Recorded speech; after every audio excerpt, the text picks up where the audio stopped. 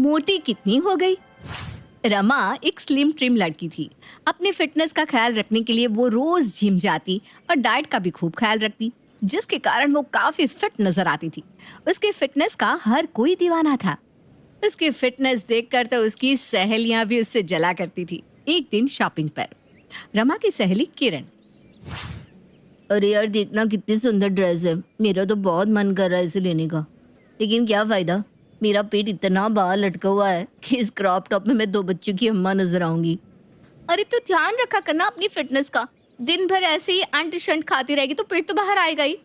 अरे तुम मुझे छोड़ और ये ड्रेस खरीद ले, तेरे ऊपर ना बहुत अच्छी लगेगी। भाई तू तो हमारी फिटनेस क्वीन है। वो तो मैं हूँ ही, और फिटनेस ना ऐसी नहीं आती, उसको टाइम देना पड़ता है, बहुत मेहनत करनी पड़ती है। वही तो बात है ना यार, ये मेहनत ही तो मुझसे नहीं होती। अपना तो एक ही सिद्धांत है, खाओ पियो मौज करो। 4 दिन की जिंदगी, उसमें भी क्या सोच सोच कर खाना। और तुझे पता है ना, दुनिया में सबसे ज्यादा खुशी अपनी पसंद का खाना खाकर ही मिलती है, और अपनी खुशी के साथ मैं कोई कॉम्प्रोमाइज नहीं करना चाहती। तो ये जो तेरी कमर से बाहर चर्बी लटक रही है ना, वो तेरी उन्हीं खुशियों का नतीजा है। मेरी माँ तो अब अपनी खुशियों पर थोड़ा लगाम लगा ले, वरना ऐसा ना हो कि तेरे वजन का कांटा 100 पार कर जाए। रमा की बात सुनकर दोनों सहेलियां खिलखिला उठती है। कुछ समय बाद रमा की शादी विष्णु के साथ हो जाती है और वो शादी करके अपने ससुराल आ जाती है। शादी के बाद देखो रमा बहू, हमारे खानदान की यही परंपरा रही है कि बहू सास की जिम्मेदारियां अपने ऊपर ले लेती है। आज तक सुबह 4 बजे उठकर कान्हा जी की सेवा मैं किया करती थी, लेकिन अब से ये तेरी जिम्मेदारी है। तुझे सुबह 4 बजे उठकर नहा धोकर पहले कान्हा जी के मंदिर में दीपक जलाना है। उसके बाद जो भी खाना बनाएगी उसका भोग सबसे पहले कान्हा जी को लगाने के बाद बाकी लोगों को खिलाना है। ठीक है माँ जी, जैसा आप कहें। ससुराल के रंग में रंगने के लिए रमा सुबह 4 बजे उठकर ही काम में लग जाती। पहले घर की सफाई करती, उसके बाद नहाकर मंदिर में दीपक जलाती, उसके बाद कान्हा जी को भोग प्रसाद बनाकर उन्हें प्रेम से भोग लगाती। उसके बाद पूरे परिवार को चाय नाश्ता देती। इस तरह घर में उसके पास इतने काम हो गए थे कि अपने बारे में सोचने के लिए तो उसके पास फुर्सत ही नहीं बची थी। सुबह 9 बजे, अरे यार सुबह 4 बजे की उठी हुई हूँ मैं, अब तो भूख से मेरी हालत खराब हो रही है, और मम्मी जी का नियम है घर में सबको खिलाए बिना मैं खाना नहीं खा सकती। क्या करूँ, कुछ समझ में नहीं आ रहा। ऐसा तो मैं सूख के पापड़ हो जाऊंगी।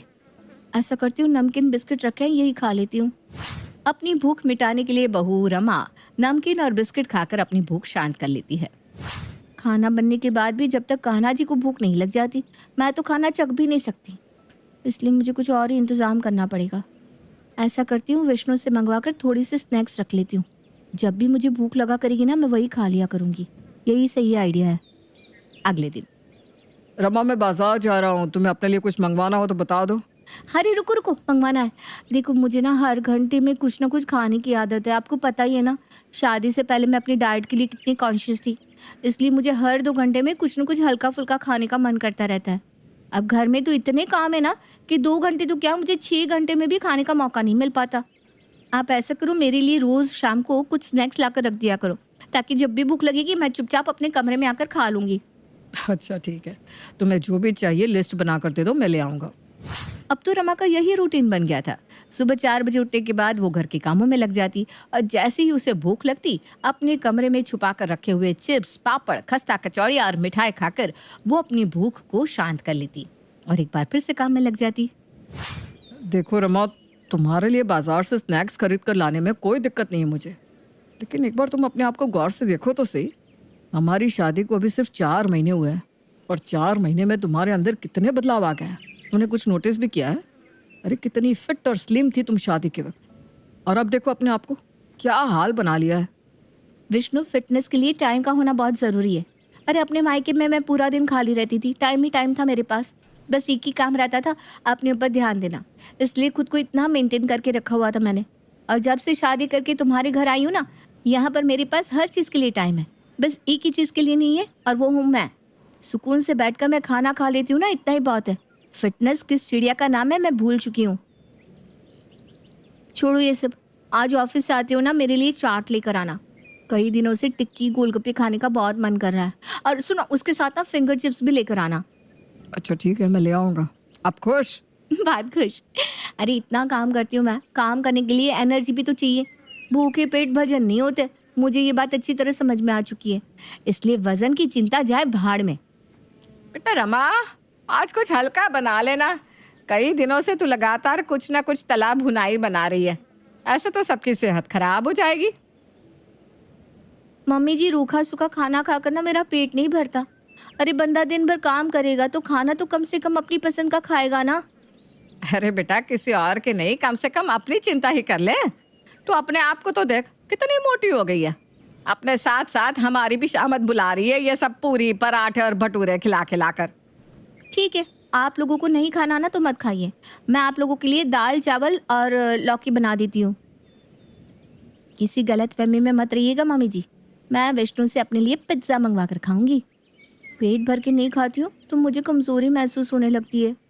रात के 11 बजे। अरे रमा, ये कैसी चप्पड़ चप्पड़ की आवाज़ आ रही है? विष्णु लाइट ऑन करता है तो देखता है रमा कमरे में बैठी रसगुल्ले खा रही है। रमा, ये कौन सा टाइम है रसगुल्ले खाने का?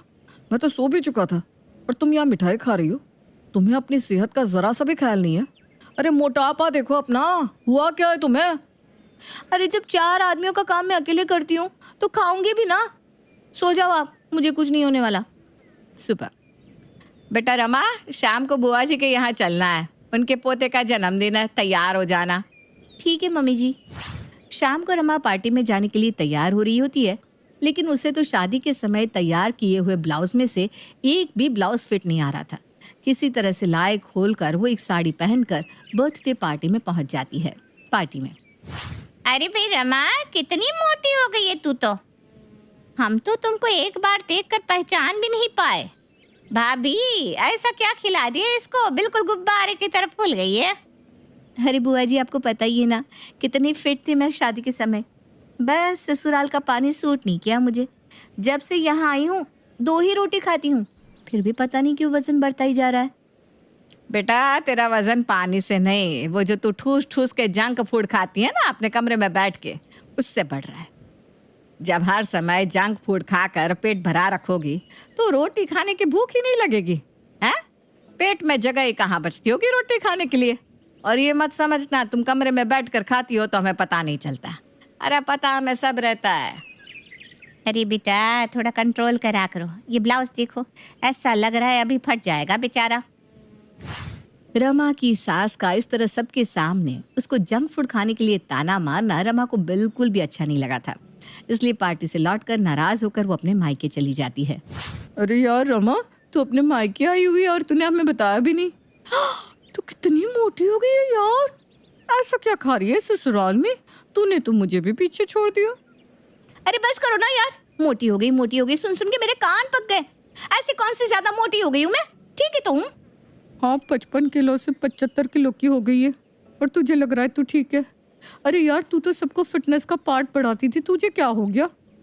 क्या बताऊँ यार, ससुराल में इतना काम है ना कि काम करने के बाद मुझे बहुत भूख लगती है।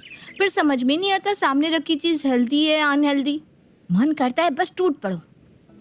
वो सब तो ठीक है, मैं समझ रही हूँ, तेरी नई नई शादी है, काम का प्रेशर ज़्यादा होगा। लेकिन ये जंक फूड खाने की बजाय कुछ हेल्दी ऑप्शंस क्यों नहीं रखती अपने पास? मुझे देख, मैंने 10 किलो वज़न कम कर लिया। अरे तू ही तो मेरी इंस्पिरेशन थी यार। तू खुद मोटी हो जाएगी तो कैसे चलेगा? चल, मैं तुझे तेरा डाइट प्लान बना कर देती हूँ, जिसमें तू जी भर के स्नैक्स भी खा सकती है और मोटी भी नहीं होगी। सहेली किरण की बात रमा को समझ में आ जाती है और वो फिर से अपनी फिटनेस के लिए सीरियस हो जाती है, ताकि उसे कोई और ना कह सके, अरे तू